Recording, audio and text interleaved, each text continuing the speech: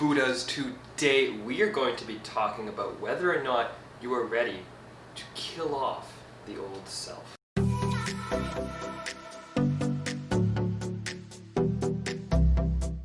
Now, before we get started, I'd like to thank our sponsor today, as well as all of you for hitting the like button, the subscribe button, and that bell notification. Now, if we could all take a moment together to honor ourselves and take a deep breath, we can fulfill our sponsorship quota for the afternoon. And all in, and exhale. Excellent. As you all know, these videos are now sponsored by taking a deep breath, so I hope that you take the time to do that all day, every day. Are you, however, willing to do what it takes to really change and fundamentally shift who you are? Let me explain. When we are looking to accomplish something, let's say going from a certain level of income to a drastically different level of income, or even not that drastically, but just a significant change, not just like here's an extra $100, have a nice day, but here's a steady increase of several $1,000s a month. That is a life-changing circumstance for many, many, many people. I would say a majority of people, especially the people watching this kind of content. That's a life-changing circumstance. A couple thousand a month would make all the difference in the world. But what's really holding you back?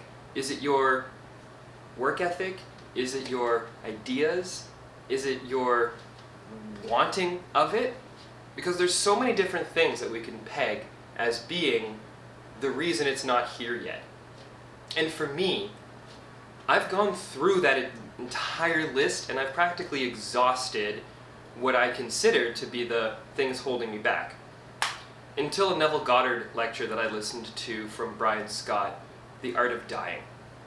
And in that lecture, Neville discusses the concept of releasing the old self.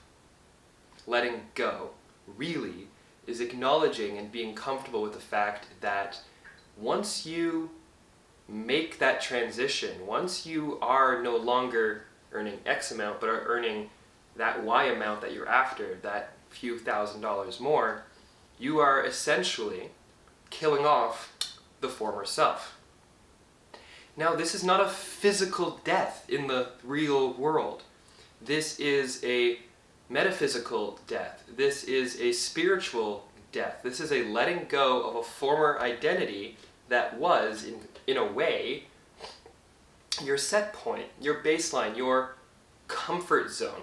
And what you're doing in this instance is actually allowing that to die off, acknowledging how incredible it has been for you, and acknowledging the value that it has provided with you, because that is where you are right now, but allowing it to die off so that the new you, the Buddha 2.0, as to say, so that the new you can actually be the baseline personality.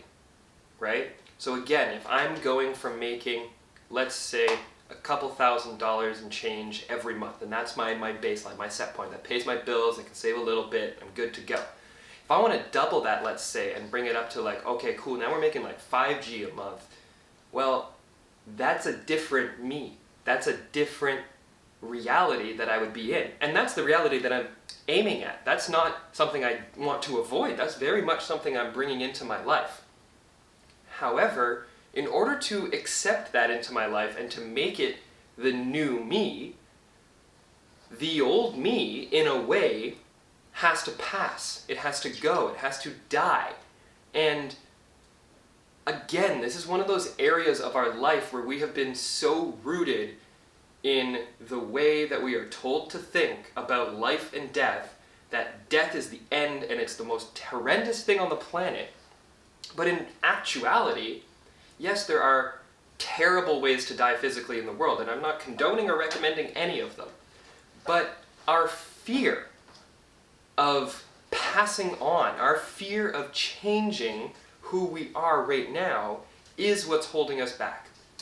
So I am really working with this to try and let go of the former identity of Alex, the 2020 identity of Alex, which is even completely shifted from the 2019 identity of Alex.